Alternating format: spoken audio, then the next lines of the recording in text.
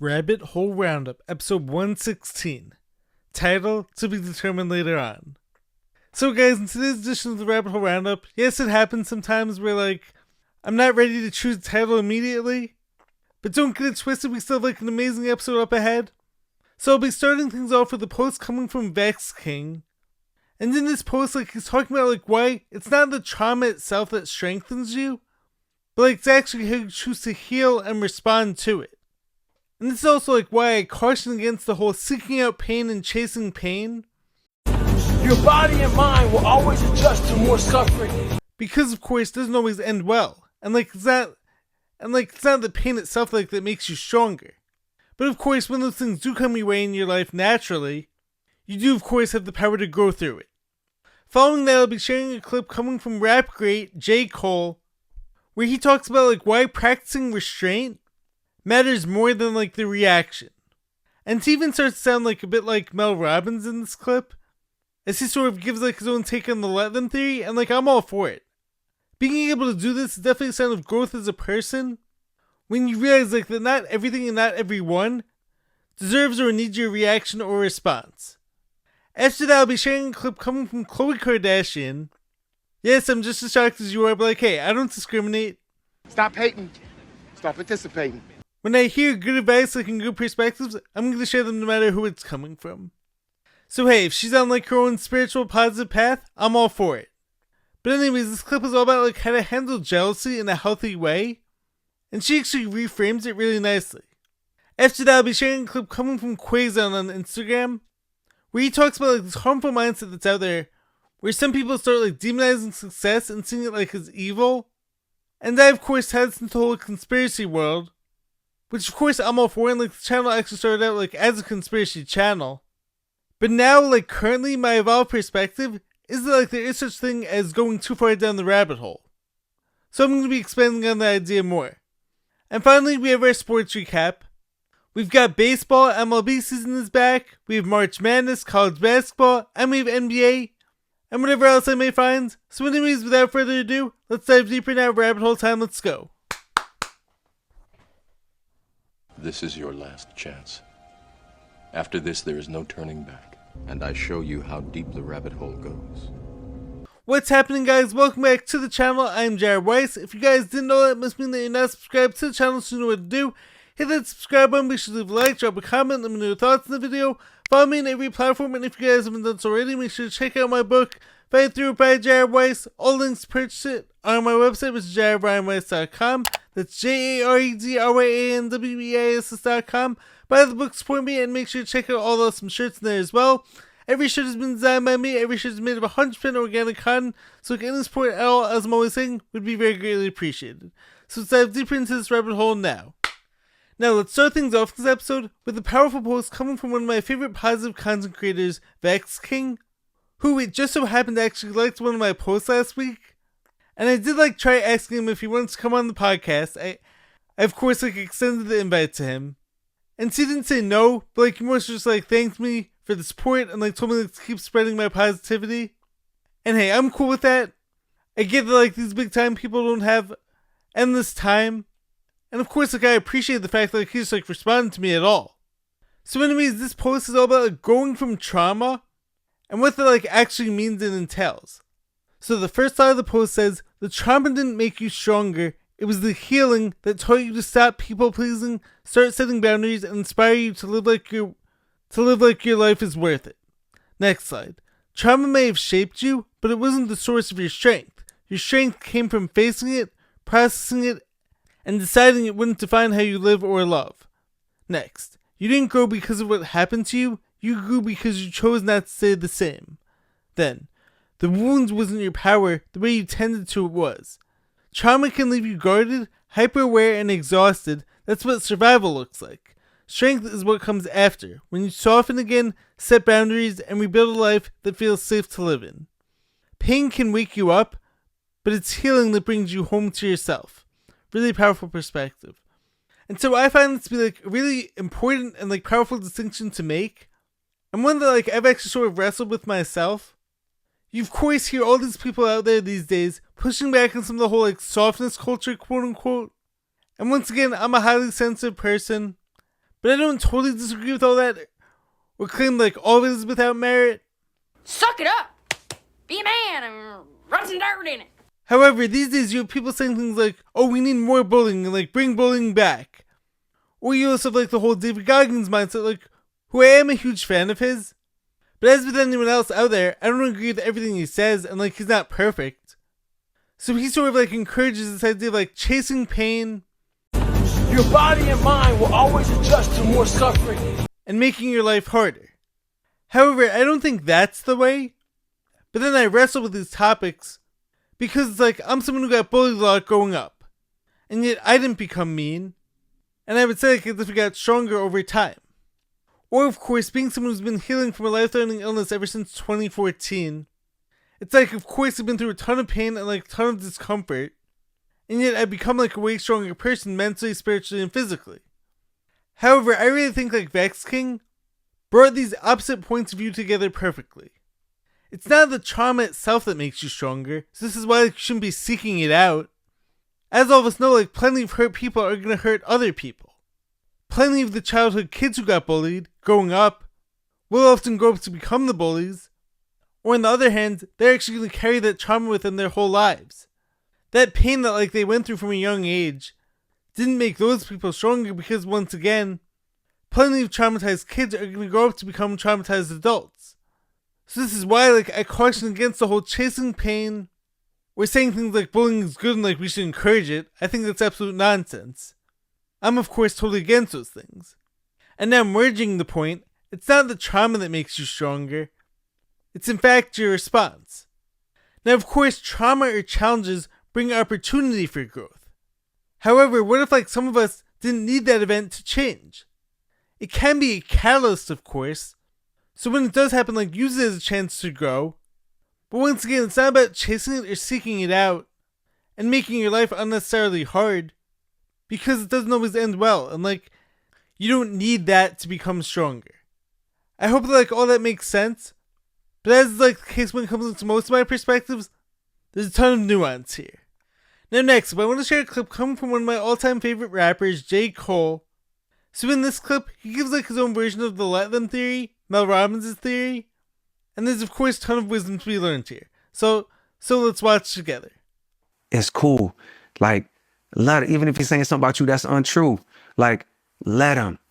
Even if he's saying something about you that's true, let him. You know what I mean? Like there's a adult in the room that comes and says like, yo, your initial instinct is not worth it. You know what I mean? Because your initial instinct could lead to a movie that you've seen so many times. Right. You know what I mean? And on top of that, just on a spiritual level, it's like, yo, what's that gonna do?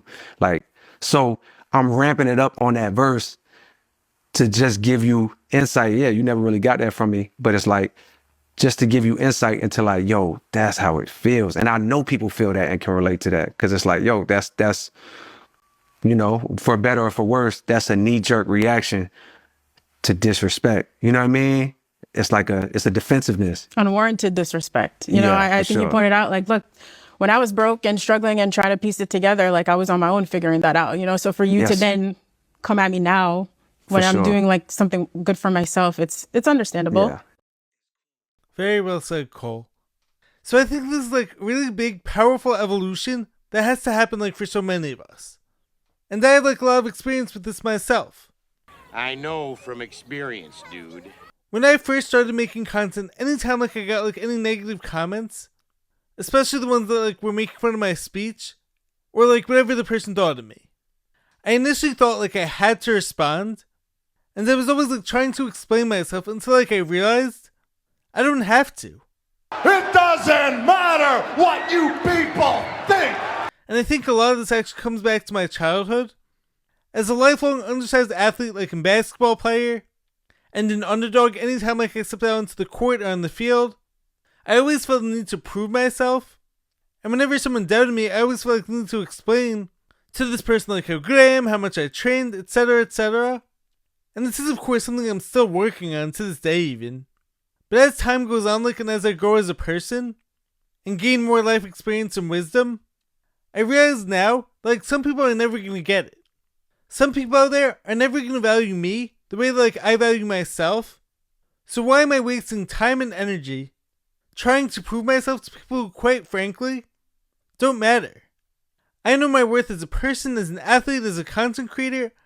I fully know like all the work I'm putting in, and yet some people are never going to think I'm good. I can show them all these things, explain all this, and they're not going to care. It's not going to matter to them.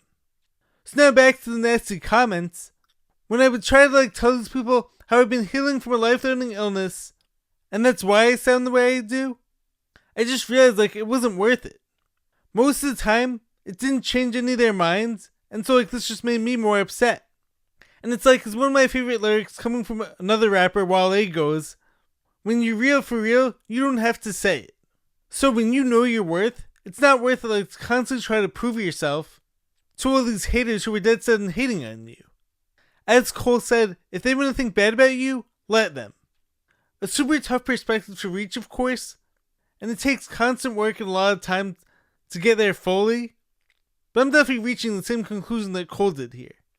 Moving right along, I have a clip I want to share coming from Khloé Kardashian. Yes, her. I'm just as surprised myself. But hey, when I encounter like wisdom and like a cool life perspective, I'm all for it. I'm not going to judge the messenger. So this clip came into my feed the other day, and I found it to be like refreshingly helpful and like informative. So let's watch together. I'm jealous of my friend. She has a new relationship, new job, and is so pretty. I'm happy for her, but also low-key comparing myself and feeling behind. How do you stop yourself from doing that when someone close to you is really in a shining chapter? Great question. So I used to feel like this with my sisters when I was really young. And then I realized, no, I'm not really jealous. I'm more like, damn, I want that too. Like not in an envious way, in a motivational way. I was like, okay, so I'm not jealous because I don't want me to have it and them not to. I want us all to win together. So as Khloé just said, it's not like you're jealous per se. It's just like you want some of that too for yourself. It's not about like I don't want them to have it and like only me to have it. But now taking this like one step further, most of the time, I don't even think like you want that the same way as them. Or at the very least, like I know I don't.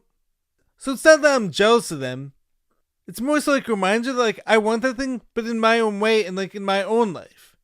And I think jealousy is like totally normal emotion to have. As long as like we know how to put it in its rightful place. We don't want to be rooting against others or using that energy to tear others down. But take and use that energy to pour it back into your own dreams and like use it as motivation, as she just said. But getting back to like what I was saying earlier, most of the time like if I ever feel jealous towards anyone, I don't even want that same thing like they have. It's like if someone has a happy relationship. True, pure, envious jealousy is like, I want that same girl for me, and I want that person to not have anything. Well, you don't seem too enthused about the whole thing. I think maybe you're a little jealous. Oh, what? You think I want to marry George? But most of the time, I would argue that like, it's that I want that same type of success in that area of my life. Same thing goes for me as a content creator. It can be really frustrating when you're working harder and way longer, and then someone comes along and like blows up in a few months, when you've been grinding at this for years. But once again, most of the time you're not jealous in that you don't want to do what they're doing, you're on your own path. You don't want their content to now be yours. You just like want the success because you deserve it and like you've earned it and you've worked for it. So when you realize that like you don't really want what they have per se, you actually just like want that thing in your own way, then having that jealous feeling doesn't have to be bad and doesn't have to poison you or poison like any of your relationships or friendships. Now it can be a problem if you're upset with someone because you weren't willing to put that work in to get what they now have. But if you're doing your thing and like someone gets there first, then you actually have like a right to feel some jealousy, I believe. I think that's normal. So now reframe that energy as like motivation and you're going to be good to go.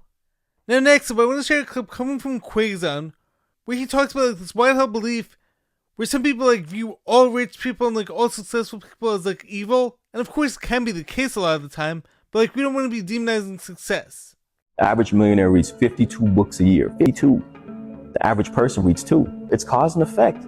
It's not just that they're just born with money. My parents in my entire family group, they did the best. But my relatives would accuse them of like witchcraft. Like they doing all types of. Where you get that money up from? What did you do to get this? What did you do to get that? You know what I mean? And that's how people look at success.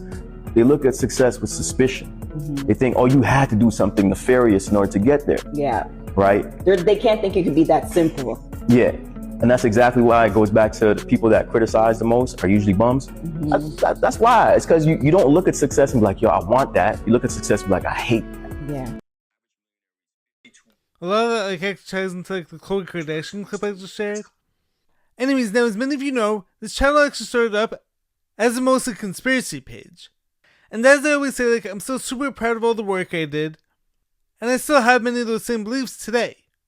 However, there is a reason like why I've distanced myself sort of from the whole conspiracy world, or at least I'm keeping a healthy distance and like putting up some boundaries.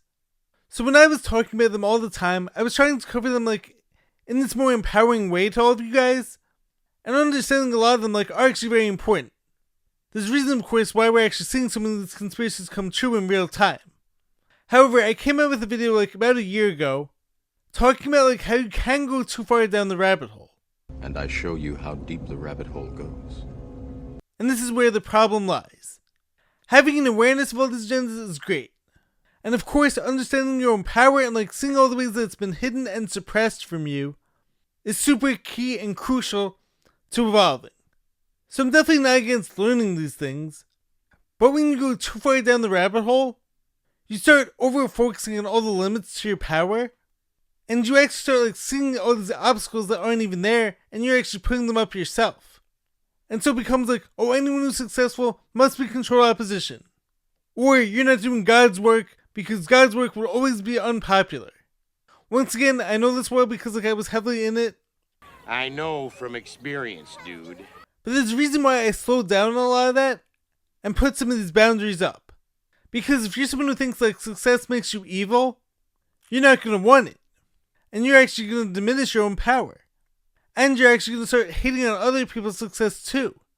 Now of course, a lot of rich people are evil and like a lot of them had to do like all these nefarious things to get there. So like I'm not denying that like that's true. But this doesn't mean like you have to do evil in order to be successful. And this doesn't mean like you should stop trying to get there the right way, as I'm trying to do. And you don't want to become so paranoid that you demonize people who are doing well.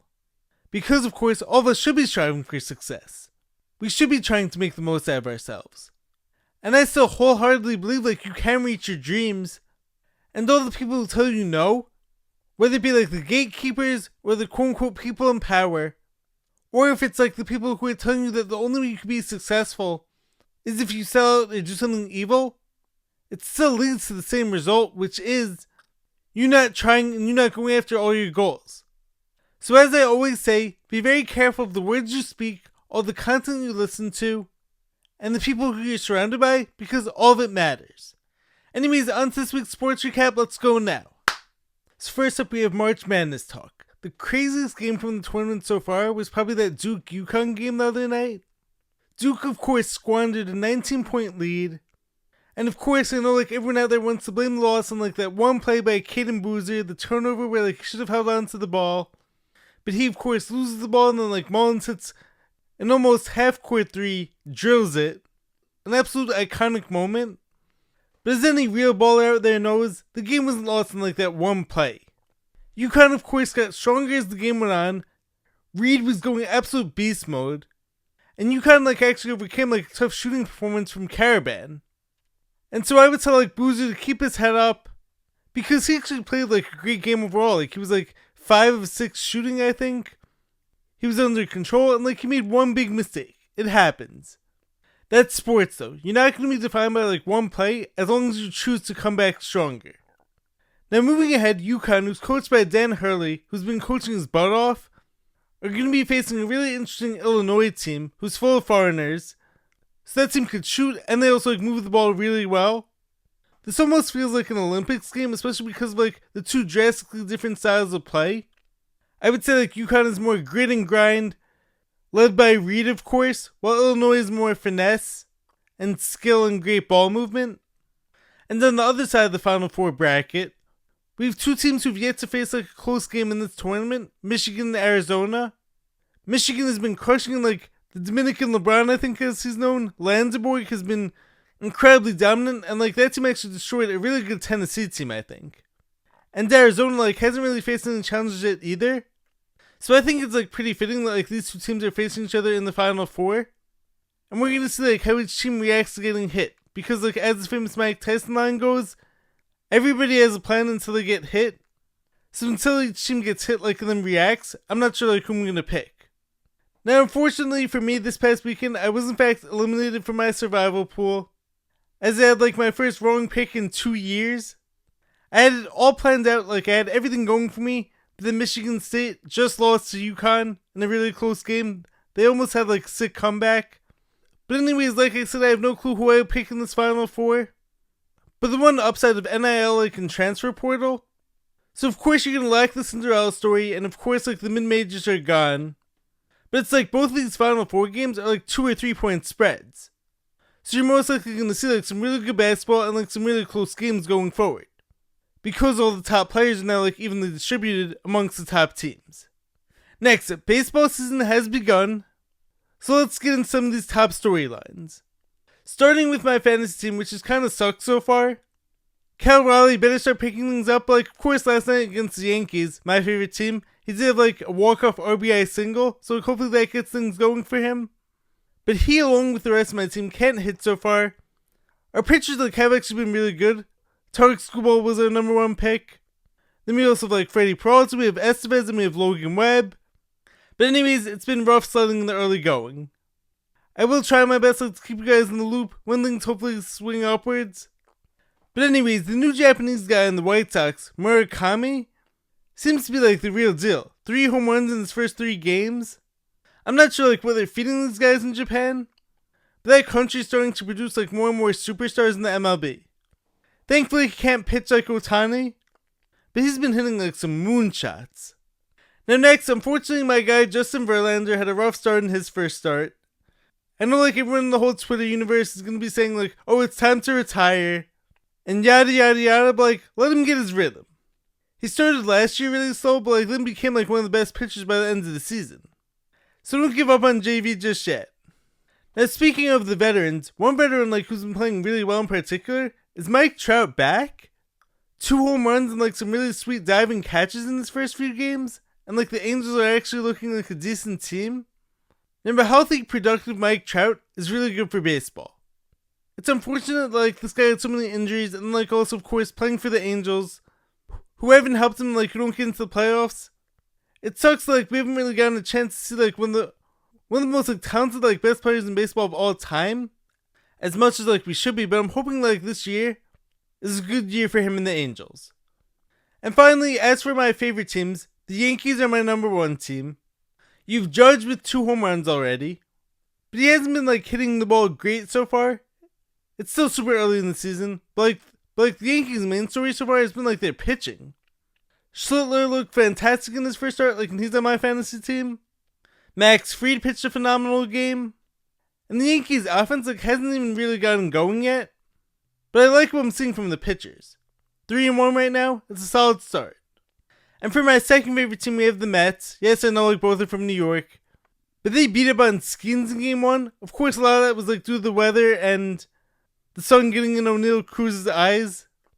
But that team is currently 3-1. Soto has been great so far, but like Luis Robert has been on a tear. That walk-off home run he hit was beautiful. And he's definitely been like making up for Bo Bichette's rough start to the season. Hopefully he picks things up. And now finally for some NBA talk.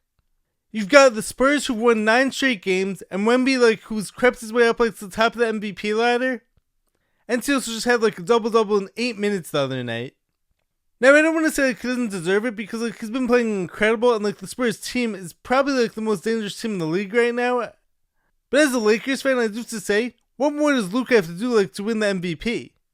His stats over the past month have been like astronomical, and the Lakers' team success should be like catapulting him way higher on that ladder. But anyways, I will say like the current MVP race is honestly like inconclusive, and it's going to depend on like how each of these teams finishes out the season, I would say. But speaking of the Lakers, first off, shout out to Bronny James, who in the G League, his team is like 14-0 whenever he plays. And I feel like he's easing his way into hopefully becoming a rotational player sometime soon, in the near future, in the NBA. And as you've heard me say before, I don't understand all the Bronny hate. I mean, this guy overcame a cardiac arrest in college, but he's definitely not some make-a-wish kid. Should he have been drafted to the NBA? It's debatable. But he can definitely ball. He was a high school All-American. He's a 40-inch vertical jump. He could shoot the ball. And so, I'm not surprised, when I see what he's doing in the G League right now. And at times in the NBA, too. And of course, he's still super young. And in recent nights, there's actually been, some really cool moments between Bron and Bronny having some, assists to each other. I love what I'm seeing from it. And speaking of Bron, another triple-double against the Wizards last night. The 41-year-old keeps on cooking and, keeps on dunking, too.